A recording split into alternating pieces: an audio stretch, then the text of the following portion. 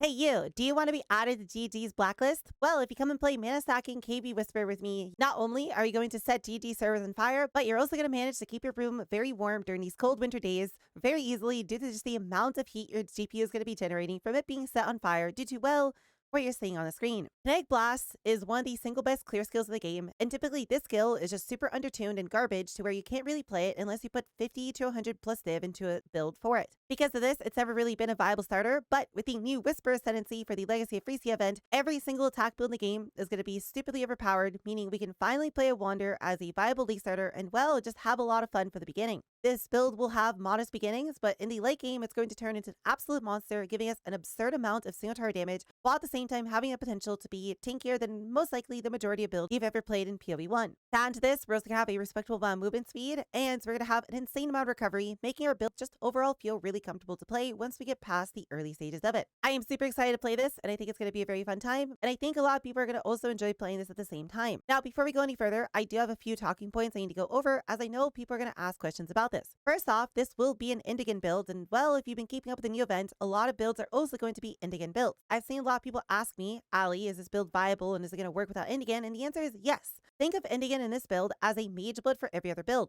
Your build is already good without a mage blood, but if you slap on a mage blood onto the build, then suddenly becomes better. The same thing is going to go for Indigon, where sure, Indigon would be absurd for a build, and Indigon is going to basically increase our damage by 1000%. We don't need it to begin with, and we have plenty of ways to scale without it, and we'll have a pretty comfortable mid-game setup where we should very easily be able to do pretty much all content that we want to while being able to slowly farm our way to an Indigon. The other thing I want to mention about this is that this build is going to have a little bit of a single target damage issue to begin with. While Whisper is going to be really good, KB overall just is not the greatest of single target skills, and while you can immediately make it work in tier 1 maps, this League Start guide is going to pretty heavily incentivize you to do Heist at the start of your character, which is going to generate you somewhere around 100 to 200 Chaos Orbs, which will then be enough to get you a 6 link, a good wand, and decent gear in all of your slots to make your life a lot easier. We'll be discussing Heist more in the leveling section, but all it is simply just 1 to 2 hours of Heist right before you kill Katava in Act 10 before you get to move on to maps. You can't play the build without doing that if you're a more advanced player, but I highly recommend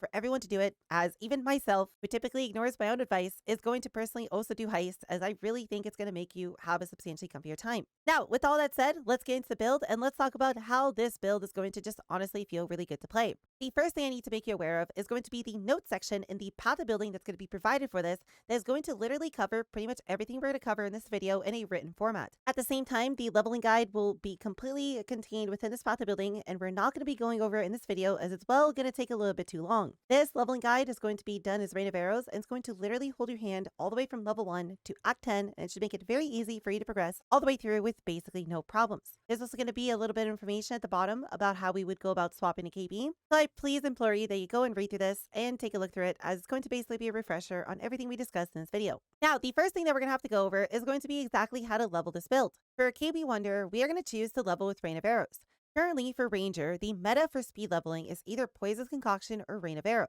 We're going to choose to go with Rain of Arrows instead of Poison's Concoction because this is what a Rain of Arrow tree typically looks like, and this is what our level 70 KB tree is going to look like, which is going to be very similar to what we want for Rain of Arrows. This is going to require a very tiny respec over from some of the passive points that we have for Rain of Arrows, the passive points that we want for KB, meaning it's going to be the simplest way for us to get our build going. Poison's Concoction isn't too bad as well, but given we don't have access to Pathfinder Ascendancy, it's really not going to feel as good as Rain of Arrows. For all of the leveling B-roll that you see in the background, I leveled with a white bow on an unascended ranger all the way through the whole campaign with literally 0 problems. I literally simulated the worst case scenario on how you could go about leveling this, and I still managed to level my character from Act 1 to Act 10 in about 3.5 hours or so, while not necessarily being fully focused and trying to go as fast as possible. Point is, Rain of Arrows is an absolute leveling monster, and it's going to be a lot better for us than playing something like Power Siphon Mines, simply because Power Siphon Mines requires you to go to the shadow portion of the passive tree, which is only going to make the total respec that we need to do even bigger than if we just played Rain of Arrows. The whole leveling guide will be in the path of building note section, so I please implore you to look through that, as it's going to literally hold your hand through every single portion of leveling this build. Now, what we need to discuss here is going to be Heist.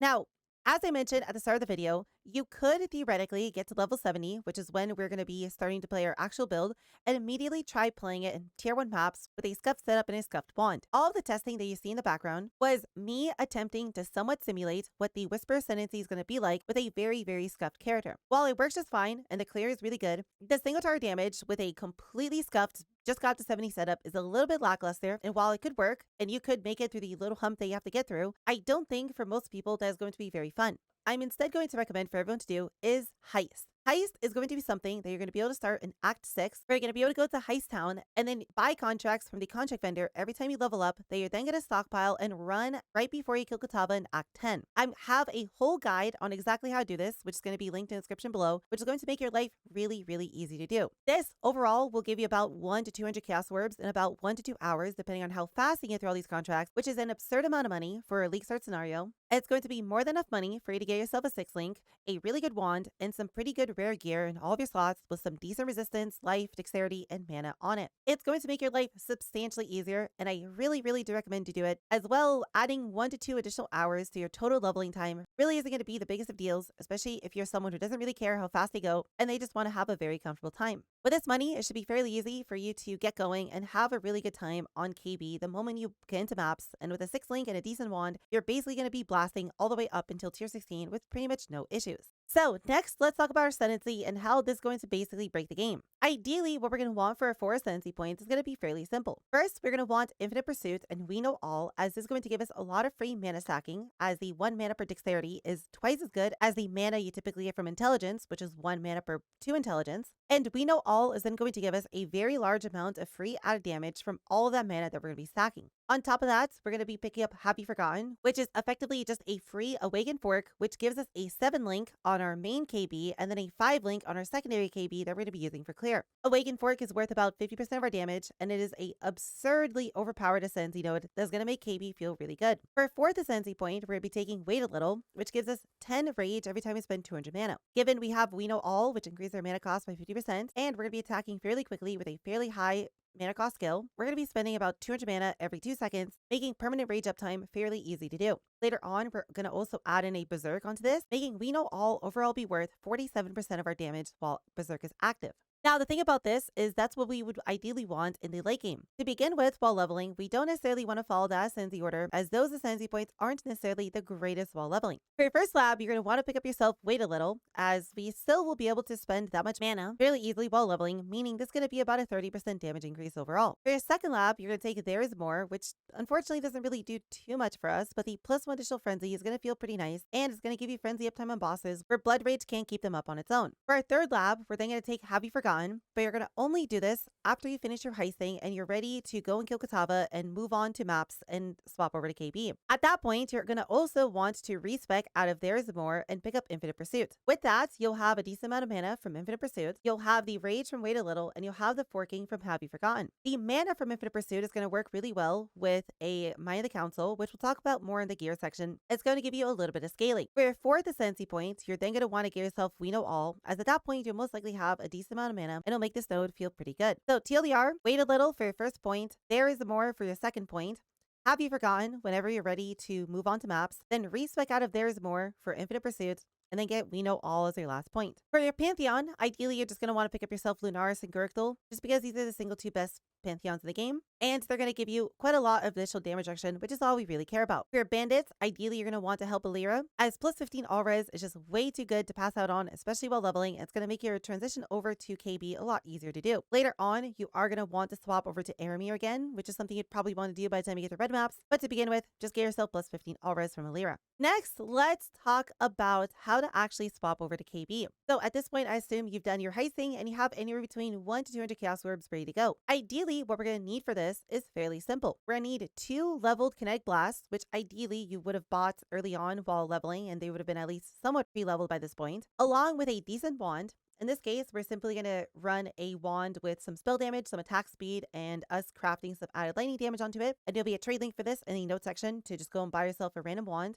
along with ideally a 6-link from you doing Heist, which you can just simply buy yourself a corrupted 6-link with the correct socket colors in it, and about level 70 or so, which if you did Heist, you should be well over level 70, making the swap over really easy. Ideally, you would have started your King's March town by now, which was mentioned in the leveling guide, and this will allow you to talk to Faustus, which would allow you to respec some of your points with gold. The respec over to KB from Rain of Arrows is going to be about a 25 to 30 point respec, which you will have about 14 passive points to respec for free from the respec points that you get while naturally leveling through a campaign, along with a bunch of regrets from you doing Heist, and you'll have Faustus where you can use gold to respec the rest of the points that you might be missing. With this, the swap over should be fairly easy, and all you really need to do is just slap on your wand, make sure you can equip everything, and then simply just put on all the skills that are mentioned in the skill section under the level 70 KB swap. With this, you're going to have two separate KBs that are going to be used for different purposes. Your 4-link KB that simply just has wisps, GMP, and return projectiles in it is going to be where you're going to be doing all of your clear with. KB is very strong, and a 4-link KB is more than enough to instantaneously kill everything on the screen, while your 6-linked KB is going to be where you're going to be using for single target damage. While you could theoretically clear with your 6-link KB, personally, I really hate the delay from Barrage, and it just makes clearing feel really clunky and unfun to do. And there's only one thing that you need to keep in mind while playing this build. Now, we're going to use paint to describe exactly how this is going to work, as it's going to make showcasing this a lot easier than trying to showcase it to you in game. The core mechanics of our build is really simple. We're going to simply shoot out a KB, which is then going to hit an enemy, and then it's going to generate an explosion. We are going to be running a Spellslinger with a tornado, which is going to cause a tornado to spawn every single time you shoot your KB. Your KB is then going to always hit the tornado before it hits a boss, and then this is going to cause it to split into 3 ways because of split shot, which are then going to go out, and this middle KB will then hit the enemy and then cause an explosion. These other 2 KBs are then going to travel out, and then because of returning projectiles, they're going to come back to you, and then at the end of their lifespan, they're also going to do another explosion. Ideally, what we want to happen here is we want to stand literally as close to the boss as we possibly can. This will cause the tornado to spawn right on top of you, causing the KB to immediately split into 3 ways, which will then, with Have You Forgotten, cause the KB that hits the boss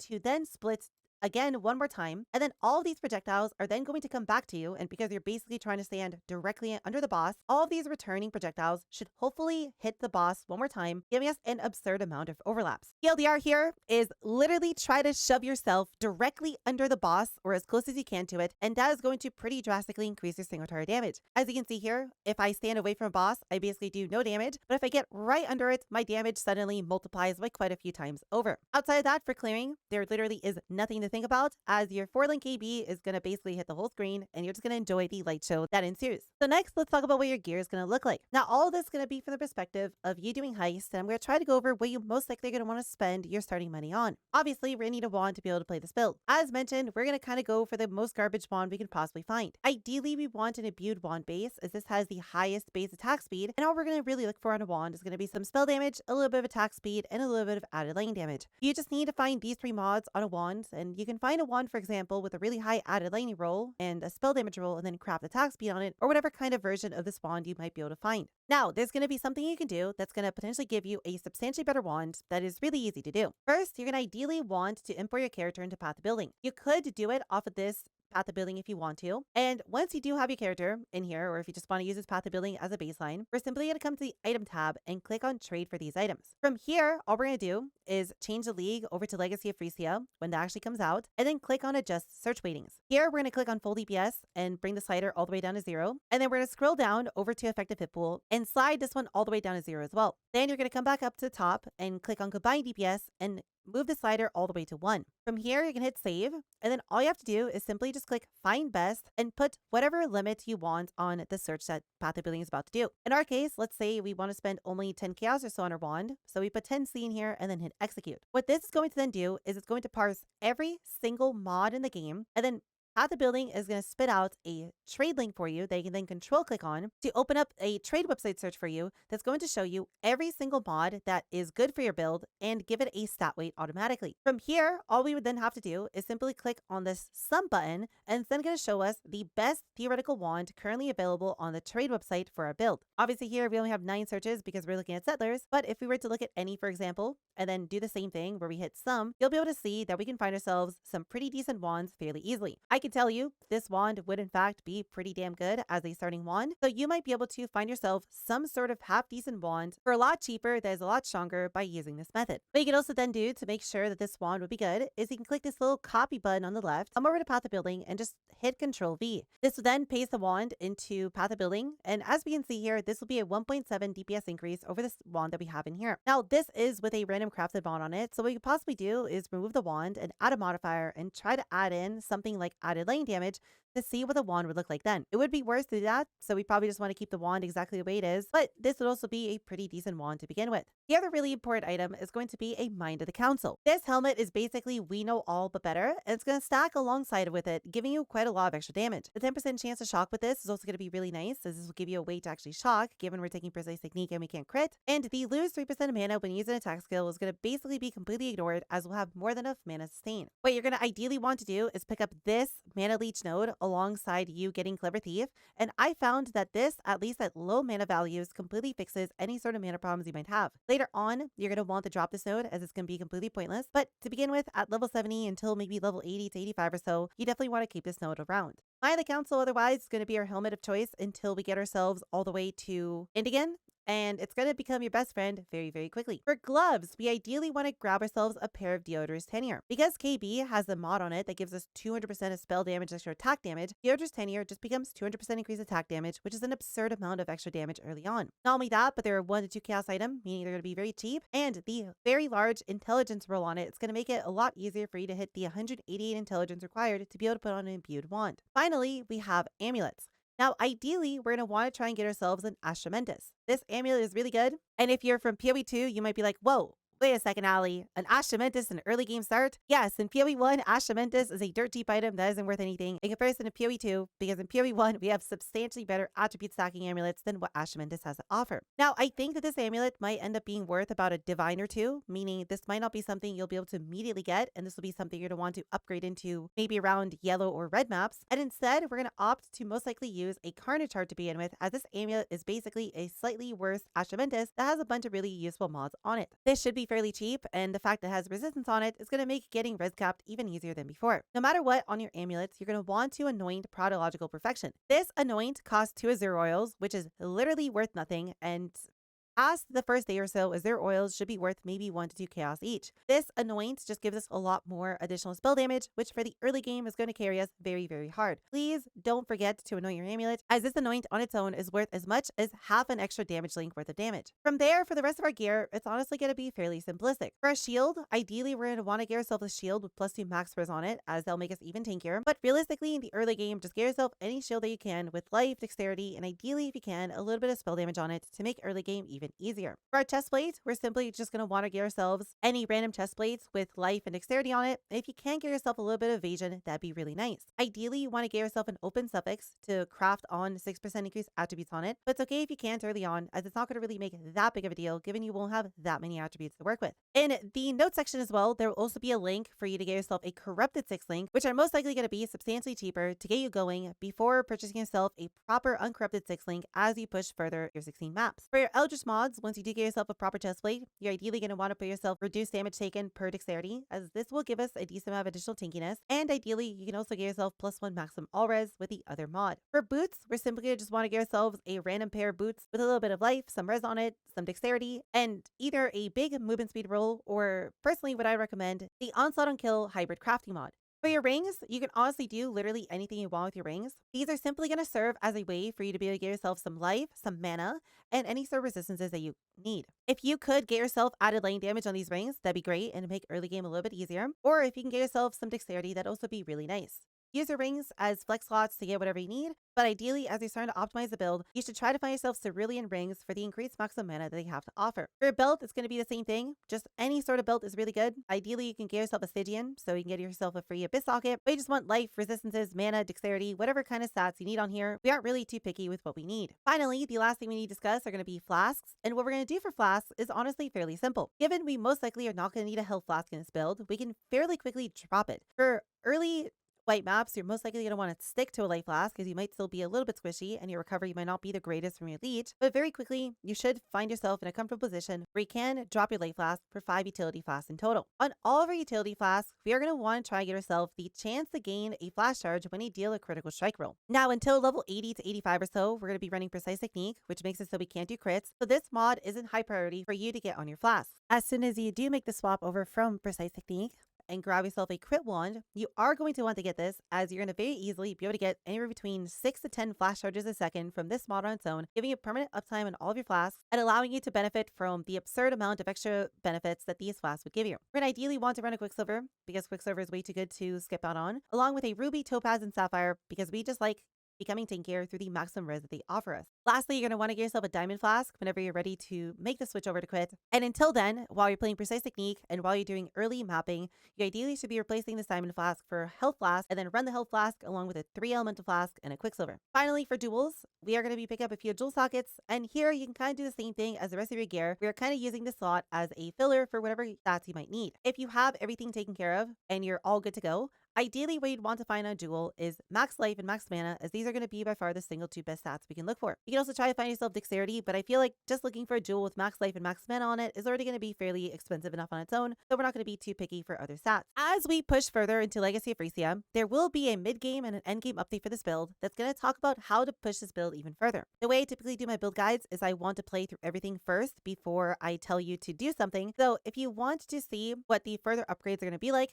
I would recommend for you to come by and watch my stream and come play along the build with me and see where we take this build if you want to see everything ahead before build guides come to YouTube. But a few days after the event, I should hopefully be able to get you a mid-game path of building done and a mid-game guide out, which is going to go over how to upgrade this build to a 10, 20 divine builds. And then a few days later, we'll also talk about the end game and how to put together this build at several hundred div. It should be a really fun time, and I'm very much looking forward to playing this build. And I feel like it's going to be one of the most fun League starts I've ever played in quite a long time. If you have any questions on anything we discussed here, feel free to leave a comment in the comments below, and I'd be more than happy to help you as soon as I can. I also stream on Twitch every single day, and you're more than free to come by and ask me any of your questions there. Or if you simply just want to come and hang out with all the other kitties and be a part of our community, I'd be more than happy to see you there as well. With all said, kitties, if you end up playing this build, I hope you have a fun time. I hope you have a wonderful rest of your day, and I'll see you all in the next video.